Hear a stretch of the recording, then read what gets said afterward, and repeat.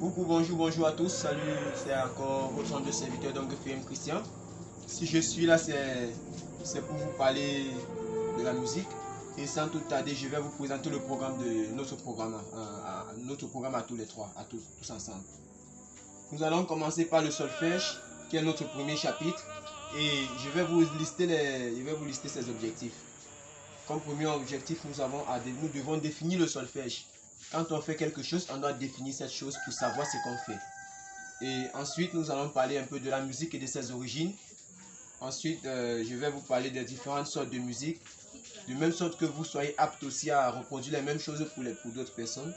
Nous allons voir les différentes figures de notes et de silence, puisqu'il n'existe pas une seule figure, mais il existe plusieurs.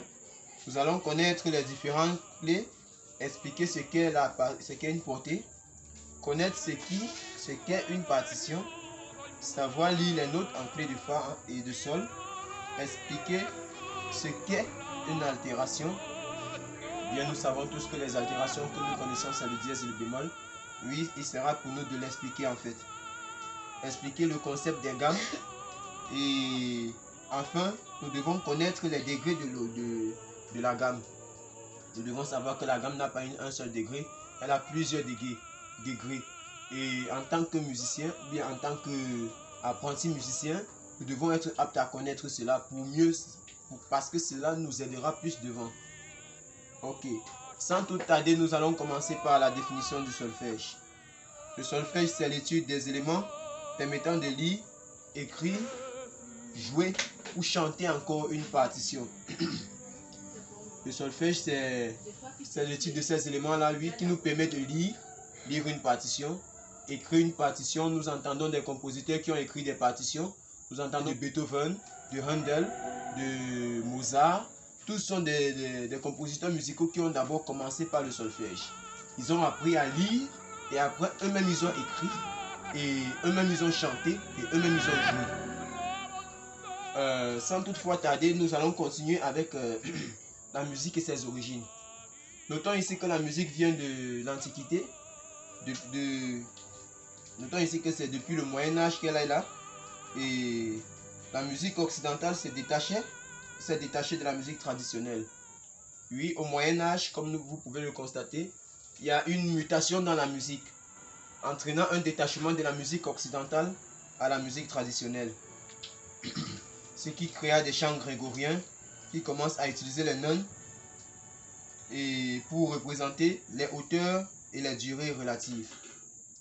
Notons bien ici que les nœuds sont des signes de notation musicale utilisés au 14e, au 9e siècle jusqu'à la fin du Moyen-Âge. Ça veut dire que les nœuds sont là depuis le 9e siècle en fait, jusqu'à la fin du Moyen-Âge. Pour ceux du Moyen-Âge, eux ils utilisaient les nœuds. Mais avec notre notation, après le Moyen-Âge, il y a un autre système qui est venu changer les nœuds. Sans transition, nous passons directement au grand 1. Notre grand 1, notre premier objectif dans ce domaine, c'est les sortes de musique en fait. Nous sommes sans oublier que la musique, c'est là de combiner les sons afin qu'ils soient agréables à l'oreille. Les sortes de musique, comme vous pouvez le savoir, il existe deux sortes de musique. On a de la musique vocale, qui vient du latin vocare. Ça veut dire la musique qui s'exécute par la voix. Je vais vous prendre un simple exemple de Luciano Pavarotti. Son chant préféré, Nessun Dorma. Quand il commence, Nessun Dorma, Nessun Dorma. Ça, c'est un exemple de musique vocale en fait. Ça permet de connaître en fait ce que c'est qu'une musique vocale. Ça s'exécute par la voix. Et ensuite, nous avons la musique instrumentale. La musique instrumentale est la musique qui s'exécute rien que par un instrument. Et comme vous pouvez le savoir, il existe plusieurs types de musique instrumentale. Comme musique instrumentale que je peux vous citer, nous avons canon en ré, qui est une partition de musique qui est juste écrite. Elle n'est pas écrite pour être chantée, mais elle est écrite pour être jouée sur un instrument. En dehors de canon en ré, nous avons bien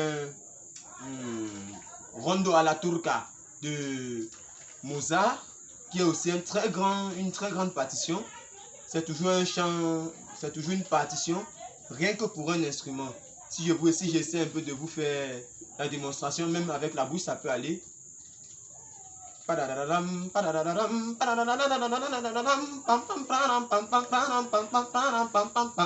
C'est un peu ça, rondo à la turca de Mozart. Sans toutefois tarder, je vais vous donner les points de la prochaine fois.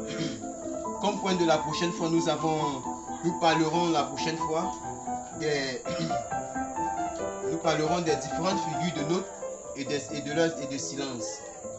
Et nous enchaînerons avec les différentes clés que nous connaissons. Je vous remercie.